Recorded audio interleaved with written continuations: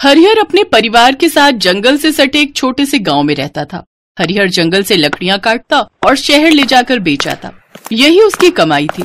एक रोज उसकी पत्नी उषा ने कहा, क्या जी, सारी उम्र लकड़ियां बेचकर ही गुजारा करेंगे क्या? दाल रोटी चल रही है ना उषा, बस उतना ही काफी है। ऐसे ही समय बीता। फिर एक रात अचानक उस जंगल में बहुत भयंकर आग लग गई। आग इतनी भयानक थी कि उस छोटे से गांव में भी फैल गई और लोगों के घरों तक में आग लग गई। सब अपनी जान बचाकर घरों से भागने लगे। घर में रखा सारा सामान जलकर खाक हो गया। अब हम कहाँ जाएंगे जी? जो 2 पैसे जोड़े थे वो भी जल गए। सारा जंगल जल गया, अब मैं लकड़ियाँ कहाँ से बेचूंगा?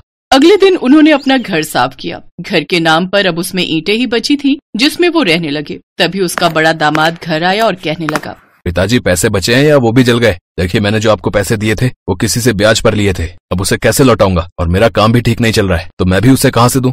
नहीं बेटा, कुछ नहीं बचा, मेरे पास पैसे नहीं है। उनके पास कुछ नहीं बचा था, वो सभी भूखे थे। तभी हरिहर की बेटी सीमा की नजर अपने आंगन में बचे उस कच्चे आम के पेड़ पर जाती है। वो झट से जाती है और कुछ कच्चे आम तोड़कर ले आती है। फिर उन्हें काटकर नमक के साथ सबको खाने को देती है। वाह दीदी, ये तो बहुत स्वादिष्ट है। हाँ सच में बेटी। हाँ, लेकिन इसका स्वाद और बढ़ जाता अगर हम इन कच्चे आमों के साथ मसाला लगाकर बेचे। कैसा मसाला बेटा? वही मसाला जो जीरा, धनिया, नमक, लहसुन, काली मिर्च सब पीसकर और भी कुछ विशेष तरह का सामान डालकर हम उसको बेच सकते हैं। लेकिन सामान के लिए पैसे कहाँ से आएंगे? तभी विमला अपनी साड़ी के पल्लू में छुपाए हुए 200 रुपए का नोट निकालती है। ये आखिरी नोट बचा है जो आपने मुझे कल घर खर्च के लिए दिए थे। साड़ी के पल्लू में बंधा था इसलिए बच गया। अगर सीमा का बताया हुआ काम चल निकला तो ये पैसे फिर बन जाएंगे। फिर सीमा दूसरे गांव जाकर जरूरत का सामान ले आई। फिर एक कच्चा आम काट कर उस मसाले के साथ सबको खाने को दिया। हरिहर खुशी से बोला, अरे वाह बेटी, ये तो बहुत ही स्वादिष्ट है। मैं अभी पेड़ से आम तोड़कर लाता हूँ, फिर इस मसाले के साथ हम उसे बाजार में बेचने जाएंगे। हरिहर ने आम तोड़े और मसाला लेकर बाजार में बेचने के लिए सीमा के साथ निकल गया। कच्चे मसाला आम, कच्चा मसाला आम, आइए आइए, सिर्फ 10 रुपए में आइए आइए। कच्चे मसाला आम, कच्चा मसाला आम, आइए आइए, सिर्फ 10 रुपए में आइए आइए। उसके मसाले की खुशबू से कुछ ही देर में लोग उसकी तरफ आने लगे और देखते ही देखते उनके सारे कच्चे आम बिक गए। दोनों जल्दी से घर आ गए। क्या हुआ जी, आप दोनों बड़े जल्दी लौट आए? अरे विमला, आज हमारे सारे आम बिक गए और ये देखो पैसे। पैसे देख सभी बहुत खुश हुए। अगले दिन हरिहर फिर से कच्चे आम और मसाला लेकर बेचने निकल गया। हरिहर जहाँ बाजार जाकर कच्चे मसाला आम बेचने लगा तो वहीं सीमा दूसरे गांव जाकर मसाले वाले कच्चे आम बेचने लगी। कुछ ही दिनों में उन्होंने ठीक ठाक पैसे जोड़ लिए। धीरे धीरे सीमा मसाले वाले आम के साथ साथ आम पापड़ भी बनाकर बेचने लगी, जिससे उसकी कमाई और भी बढ़ गई। एक रोज, ये लो बाबा पैसे, अब जीजा जी के पैसे उन्हें लौटा दीजिए। और बाबा, अब मैं ठेले को एक बहुत बड़ी दुकान में बदलने वाली हूँ। तभी उनके दरवाजे पर एक लड़का आया। जी, कच्चे आम का मसाला वाली का घर यही है क्या? जी कहिए, मैं ही कच्चे आम मसाले वाली हूँ। देखिए, मेरे यहाँ पैकिंग का काम होता है। सामान लेकर मैं उसे पैक करवाता हूँ और बाजार में बेचता हूँ। इसलिए मुझे तुमसे 200 आम पापड़ और 100 कच्चे आम के मसाले के पैकेट चाहिए। हाँ हाँ, मैं तैयार हूँ। फिर कब आऊँ मैं लेने? 10 दिन तो लगेंगे। 10 दिन के अंदर सीमा ने कच्चे आम का मसाला और 200 पैकेट आम पापड़ बनाकर दे दिए। अमित ने उसे बाजार में बेचा तो उसका काम खूब चलने लगा। उसने सीमा को और भी ऑर्डर देना शुरू कर दिया, जिससे उन्हें खूब कमाई होने लगी। अब दोनों अपने काम में खूब पैसे कमाने लगे। फिर एक रोज, मैं जानता हूँ सीमा, तुमने अपने जीवन में बहुत संघर्ष किया है, लेकिन अब मैं तुमसे शादी करके तुम्हारे सारे दुख दूर करना चाहता हूँ। क्या तुम मुझसे शादी करोगी? ये सुनकर सीमा ने झट से हाँ कर दी और दोनों सदा सदा के लिए एक दूसरे के हो गए।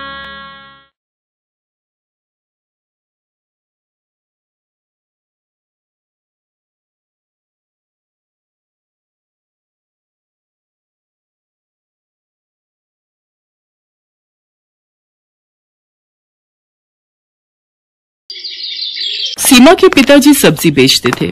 उनकी तबीयत अक्सर खराब रहा करती थी। इस कारण शाम के समय सीमा उनका काम संभाल लेती थी। एक दिन वो सब्जी बेच रही थी। एक लड़का गौरव उसके ठेले पर आया। गौरव का उस पर दिल आ गया। उसने मन ही मन सोचा कि कितनी प्यारी सी लड़की है, काश ऐसी लड़की मेरी जीवन साथी हो। क्या सोच रहे हो, कुछ चाहिए क्या? ओ हाँ, वो मैं भूल गया था। आधा किलो पालक और आधा किलो आलू चाहिए। सीमा ने सब्जी तौल कर रख दी। अब तो गौरव रोज सीमा को देखने के बहाने से सब्जी खरीदने आने लगा। एक दिन सीमा के पिताजी से गौरव ने कहा, मैं आपकी बेटी को बहुत पसंद करता हूँ और उससे शादी करना चाहता हूँ। क्या काम करते हो? पढ़ा लिखा हूँ लेकिन अभी बेरोजगार हूँ, नौकरी ढूंढ रहा हूँ, गरीब हूँ, लेकिन आपकी बेटी को पलकों पर बिठा के रखूंगा। मुझे आपकी बेटी के अलावा कुछ नहीं चाहिए। गरीब आदमी के लिए बिना दहेज दिए बेटी का हाथ किसी के हाथ में देना बहुत बड़ी बात थी, इसलिए उन्होंने शादी के लिए हाँ कर दी। साधारण तरीके से गौरव और सीमा की शादी हो गई। आओ बहू, हमारे घर में तुम्हारा स्वागत है। सीमा ने चारों तरफ देखा। गौरव का घर ज्यादा बड़ा तो नहीं था, मगर हाँ, उसके घर से अच्छा था। उसने सरला के पैर छुए तो सरला ने ढेरों आशीर्वाद दिए। कुछ दिनों बाद गौरव को एक प्राइवेट नौकरी मिल गई, लेकिन कुछ ही महीनों बाद वो छूट गई। ऐसे कैसे काम चलेगा गौरव? कुछ काम तो करना ही पड़ेगा। बोलो क्या करूं सीमा? है पकौड़े तलूं? डिग्रियां लेकर भी कोई जॉब नहीं मिल रही, और जो मिलती है महीने 2 महीने बाद छूट जाती है। बहू, जमा जोड़ा सब खत्म हो चुका है। इसकी नौकरी से भी क्या गुजारा है? इतने खर्चे हैं गृहस्थी के, ये भी बेचारा क्या करे। जानती हूँ माँ जी, ये भी परेशान है, लेकिन अगर ज्यादा नहीं तो थोड़े पैसों में ही कर ले। साग सब्जी का तो खर्चा निकल ही आएगा। कुछ दिनों बाद गौरव को जॉब मिल गई, लेकिन सैलरी केवल 8,000 रुपए थी। इस समय पैसों की बहुत जरूरत थी, इसलिए उसने हाँ कर दी। बहू, आज खाने में क्या बनाया है? कुछ नहीं माँ जी, घर में कोई सब्जी नहीं है। मैं सोच रही थी कि मैं घर आऊं, पापा 2-4 दिन की सब्जी तो रखी देंगे हमारे लिए। नहीं बहू, ऐसे अच्छा नहीं लगता। वैसे भी क्या कहेंगे कि खर्चा खत्म हो जाता है तो बेटी को हमारे यहाँ भेज देते हैं साग सब्जी लेने। ठीक है तो माँ जी, रोटी बना दी है। मेरी मम्मी ने थोड़ा अचार दिया था, उसी से खा लेंगे। वैसे भी सब्जी के लिए पैसे नहीं है। गौरव की सैलरी भी महीने के आखिर में मिलेगी। सीमा ने खाना परोस दिया, थाली में रोटी और अचार रख दिया। अरे आज तुमने सब्जी नहीं बनाई है क्या? सब्जी के लिए पैसे नहीं है गौरव, कुछ दिन अचार से ही खानी पड़ेगी रोटी। बहू, ये अचार तो बहुत ही लाजवाब है। ये किसने बनाया? मेरी मम्मी बनाती है माँ जी, वैसे मैं भी बना लेती हूँ। आपकी सैलरी मिल जाए तो तुम भी ये अचार जरूर बनाना, सच में बहुत बढ़िया लग रहा है। मेरी मम्मी कहती है अगर एक समय को सब्जी ना मिले तो अचार से रोटी खाई जा सकती है।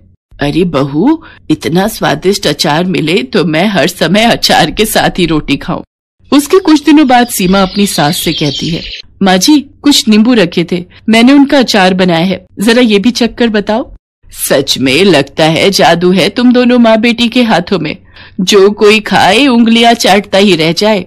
एक बात कहूँ जी? हाँ कहो सीमा। क्या ये वो लगा रखा है? ठीक से कहो, क्या कहना चाहती हो?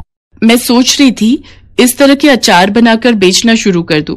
वैसे भी हम दोनों सास बहू घर में सारा दिन खाली तो बैठे रहते हैं, इस बहाने हमारा समय भी कट जाएगा और हमारी आमदनी भी हो जाएगी। तुम तो बड़ी समझदार हो बहू, लेकिन मुझे अचार बनाना नहीं आता। गौरव अगर हाँ कहे तो फिर मैं आपको सब सिखा दूंगी। ठीक है, इस महीने की सैलरी आने दो, फिर तुम अचार बना लेना, ठीक है? सीमा खुश हो गई। वो 1 तारीख का इंतजार करती रही। गौरव की सैलरी मिलते ही वो कुछ अचार के मसाले, आम, गाजर, मूली, नींबू खरीद लाई और फिर दिखा दी अपनी कारीगरी। उसने अपनी सास की मदद से कई तरह के खट्टे मीठे अचार बनाए। अचार तो बन गया सीमा, लेकिन तुम इसे बेचोगी कहाँ?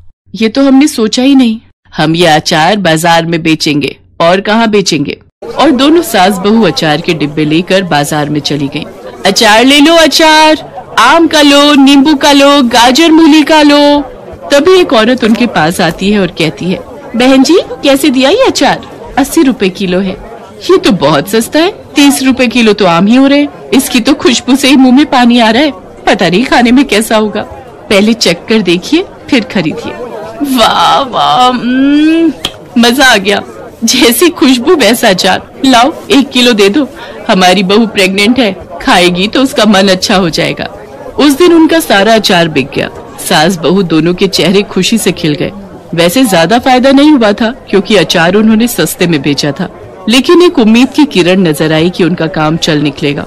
अगले दिन सीमा सरला से कहती है, माँ जी आप सब्जियां काटिए, तब तक मैं मसाला बनाती हूँ।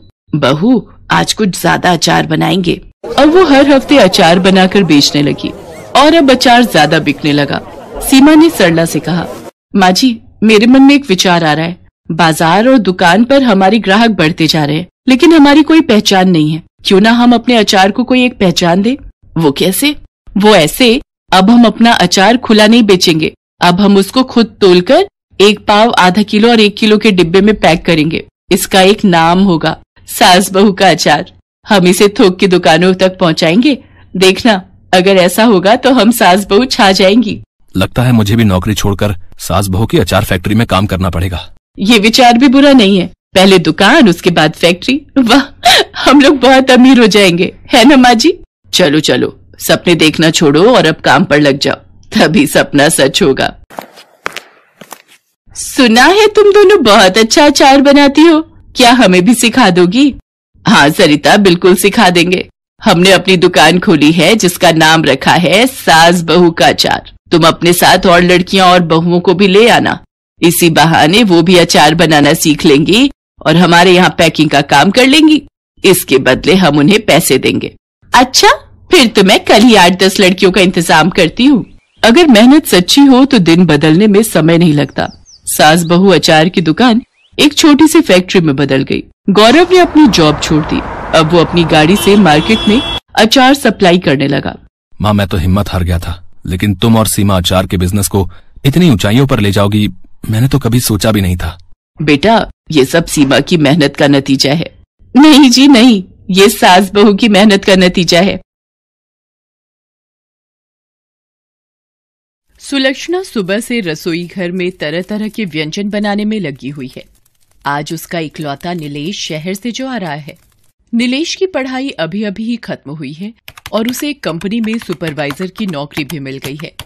जैसे ही सुलक्षणा को उसके बेटे ने फोन पर नौकरी मिलने की सूचना दी तो उसकी आंखों में खुशी के आंसू आ गए थे और हर माँ की तरह वो भी उसकी शादी के सपने देखने लगी। भगवान का लाख लाख शुक्र है बेटा, तेरी नौकरी लग गई। अब तू जल्दी से शादी भी कर ले। क्या माँ, शादी? और अभी थोड़े पैसे तो जोड़ लेने दो। फोन पर नीलेश ने अपनी माँ की बात काट दी, लेकिन सुलक्षणा ने तय कर लिया था कि जब नीलेश गांव आएगा तो उसे शादी के लिए मना लूंगी। सुलक्षणा ने लगभग सारा खाना तैयार कर लिया था। बस वो नीलेश की पसंद का अचार लाने छत पर जा रही थी, तभी उसके दरवाजे पर एक कार आकर रुकी। उस कार से नीलेश बाहर उतरा। उसे देखकर सुलक्षणा सोचने लगी, नीलेश कार से आया है, पर ये तो हमेशा बस से गांव आता था। मुझसे कहता है कि पैसे जोड़ने हैं, लेकिन खुद बिना मतलब के ये लड़का पैसे बर्बाद करता है। अभी उसकी खबर लेती हूँ। ये सोचकर और बनावटी गुस्सा अपने चेहरे पर लाकर जैसे ही वो बाहर गई तो उसने देखा कि दुल्हन के लिबास में एक लड़की भी कार से उतरी। सुलक्षणा उस लड़की का मुंह घूर घूर कर देख रही थी और सोच रही थी, कौन है ये लड़की? कहीं नीलेश ने इससे शादी तो नहीं कर ली? लेकिन मेरे बिना वो शादी कैसे कर सकता है? सुलक्षणा के दिमाग में कई सारे प्रश्न एक साथ आ जा रहे थे, लेकिन बिना नीलेश के बताए उसे किसी का जवाब तो नहीं मिलना था। तभी नीलेश ने उस लड़की को, जिसका नाम आरती था, उससे कहा कि आरती, ये मेरी माँ है और तुम्हारी सासू माँ। इनके पैर छूकर आशीर्वाद लो। सासू माँ? ये शब्द सुनते ही सुलक्षणा के कान खड़े हो गए। उसके जहन में चल रहे सारे सवालों का जवाब उसे मिल गया था। आरती ने उसके पैर छुए। खुश रहो बेटा, खुश रहो। नीलेश अपनी माँ का चेहरा देख रहा था। उसमें वो अपनी माँ का दर्द महसूस कर सकता था। नीलेश अपनी माँ को अचानक हुई इस शादी के बारे में बताना चाहता था, लेकिन उसके पहले ही उसकी माँ ने अपने मुंह पर उंगली रखकर उसे चुप रहने का इशारा किया और उन दोनों को बाहर ही इंतजार करने को कहा। आरती और नीलेश की समझ में नहीं आ रहा था कि आखिर माँ ने उन दोनों को बाहर क्यों खड़ा कर दिया। कुछ ही देर में सुलक्षणा अपने हाथों में आरती का थाल लेकर आई, फिर बहू की आरती उतारी, फिर वो दोनों घर के अंदर आए। माँ, तू नाराज तो नहीं है ना? शादी जैसा इतना बड़ा फैसला मैंने तेरे बगैर ले लिया। बिल्कुल नाराज हूँ। तुमने चुपके से शादी कर ली, अपनी माँ को भी नहीं बताया। अरे, एक माँ के भी तो कुछ अरमान होते हैं। वो माँ जी, तुझसे कोई नाराजगी नहीं है बेटी, बस इस नालायक से है। सुलक्षणा की बात को सुनकर आरती का मन थोड़ा शांत हुआ। उसके बाद उन दोनों ने अपनी कहानी बतानी शुरू की। दोनों एक दूसरे को कॉलेज के समय से ही प्यार करते थे। कॉलेज खत्म होने के बाद नौकरी मिलते ही उन्होंने शादी करने का तय किया था। नीलेश को नौकरी मिल भी गई। आरती ने नीलेश के बारे में अपने घर में बताया, लेकिन उसके अमीर पिता ये सब सुनकर आग बबूला हो गए और उन्होंने आरती की जबरदस्ती शादी का प्लान बनाया। वो तो ऐन वक्त पर आरती घर से भाग गई, नहीं तो वो उसकी शादी कर देते थे। माँ जी, इसीलिए हमें इस तरह से शादी करनी पड़ी। मुझे माफ कर देना बेटा, मुझे अब तुमसे कोई शिकायत नहीं है। उसके बाद सुलक्षणा ने खाना परोसा और सभी ने मिलकर खाया। आरती तो सुलक्षणा के हाथों के अचार की फैन हो गई। माँ जी, मैं ये अचार थोड़ा और ले लूं? मुझे बहुत पसंद आए। सच कहिए तो मैंने शहर में इतना अच्छा अचार कभी नहीं खाया। आरती की बात सुनकर सुलक्षणा मुस्कुराकर रह गई। अगले दिन वे तीनों शहर की ओर निकल पड़े। नीलेश जिद करके सुलक्षणा को अपने साथ ले जा रहा था। शहर का किराए का घर सुलक्षणा को बहुत पसंद आया। नीलेश अगले दिन ऑफिस ज्वाइन करने पहुंचा, लेकिन उसे तब बहुत आश्चर्य हुआ कि उसे नौकरी से निकाल दिया गया है। नीलेश की समझ में इसका कारण नहीं आया। उसने दूसरी जगहों पर भी नौकरी की कोशिश शुरू कर दी, लेकिन उसे नौकरी नहीं मिली। दिन हफ्ते में बदले और हफ्ते महीने में, लेकिन उसकी नौकरी कहीं नहीं लगी। अब तो उसकी सारी जमा पूंजी भी खत्म हो गई थी। मकान मालिक बार बार किराए के लिए तकादा कर रहा था और इस बार तो उसने फाइनल बोल दिया था कि अगर इस महीने की 30 तारीख तक किराए के पूरे पैसे नहीं दिए तो तुम लोगों को घर से बाहर निकालकर सारा सामान बाहर फेंक दूंगा। हाँ, असल में ये आरती के पिता के रसूख का ही परिणाम था कि नीलेश की नौकरी भी गई और उसे कहीं नई नौकरी भी नहीं मिल रही थी। अब आरती ने शादी तो कर ली थी, इसलिए वो इसमें कुछ कर तो नहीं सकते थे, लेकिन वो ये चाहते थे कि ये मुसीबतें आरती और नीलेश के रिश्ते में दरार ले आएं और आरती उनके पास वापस चली आए। और ऐसा होने भी लगा था। नौकरी न मिलने के कारण नीलेश परेशान रहने लगा था और इसी परेशानी में वो आरती को जली कटी सुना देता। एक दिन तो वो शराब पीकर घर आया। जब सुलक्षणा और आरती ने इसका विरोध किया तो अब इंसान अपनी मर्जी से थोड़ा एंजॉय भी नहीं कर सकता है? हद है ये तो। मुझे ऐसी गुलामी पसंद नहीं है। ना तो आरती ने नीलेश की बात का कोई जवाब दिया और ना ही सुलक्षणा ने, क्योंकि उन्हें पता था कि नीलेश इस समय बहुत परेशान है। लेकिन एक दिन बातों बातों में आरती ने सुलक्षणा से कहा कि माँ जी, नीलेश को नौकरी नहीं मिल रही है, क्यों ना हम कुछ अपना ही काम शुरू करें। अपना? लेकिन अपना क्या? माँ जी, मुझे याद है जब मैं पहली बार आपके घर गई थी तो आपने मुझे अपने हाथ का बना अचार खिलाया था, जिसकी तारीफ करते मैं नहीं थक रही थी। क्यों ना हम वो काम शुरू करें। अगले दिन उन दोनों ने ये आइडिया नीलेश को भी दिया, लेकिन नीलेश ने उसमें कोई इंटरेस्ट नहीं दिखाया। आरती की माँ के पास बहुत पुरानी पायल पड़ी थी। उसने वो पायल बेच दी और अचार के लिए जरूरी सामान खरीद लाई। अचार बनकर तैयार हो गया। फिर दोनों सास बहू उसे बेचने निकल पड़े। किस्मत ने ऐसा साथ दिया कि अचार हाथों हाथ बिक गया और इतने पैसे आ गए कि वो घर का किराया भी दे सकते थे और नए अचार भी बना सकते थे। नीलेश, जो पहले इस काम में बिल्कुल भी इंटरेस्ट नहीं दिखा रहा था, अब उसे अपने व्यवहार और गलती पर अफसोस होने लगा। बेटा, जीवन परीक्षा का नाम है। जब तक हम जीवित हैं, ये परीक्षा लेती है। इसका ये मतलब नहीं कि हम परेशान हो जाएं, दुख में हमेशा बैठे रहें, आंसू बहाते रहें, शराब पीना शुरू कर दें। जब तुम बहुत छोटे थे तब तुम्हारे पिताजी का देहांत हो गया था। मुझ पर मुसीबतों का पहाड़ टूट पड़ा था, लेकिन मैं हारी नहीं, खूब लड़ी परिस्थितियों से। आरती इतने अमीर घर से आई है, फिर भी वो तो दे रही है ना तेरा साथ इस बुरे वक्त में। हम सभी को परिस्थितियों से लड़ना होगा, तभी हमारी जीत होगी। धीरे धीरे उनके अचार की चर्चा सब जगह होने लगी। माँ जी, आपके अचार ने मार्केट में कमाल कर दिया है। जिसे देखो वो आपके अचार की चर्चा कर रहा है। आरती, जिस हिसाब से मार्केट में डिमांड बढ़ रही है ना, मुझे लगता है कि हमें कुछ लोगों को काम पर रखना होगा और शायद एक दुकान भी लेनी पड़े।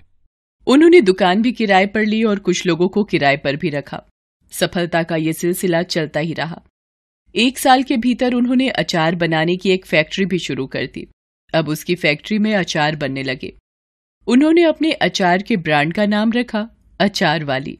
ये सब कुछ एक सपने की तरह लग रहा है ना नीलेश? अगर माँ नहीं होती तो ये सब कैसे संभव हो पाता? माँ ने कुछ नहीं किया।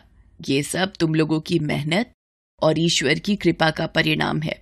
आज अचार वाली और उनके अचार की चर्चा देश से लेकर विदेश में है। सुलक्षणा के हुनर ने तो उसके परिवार की किस्मत को तो बदला ही, उसकी फैक्ट्री से जुड़े हजारों परिवार का भाग्य भी बदला।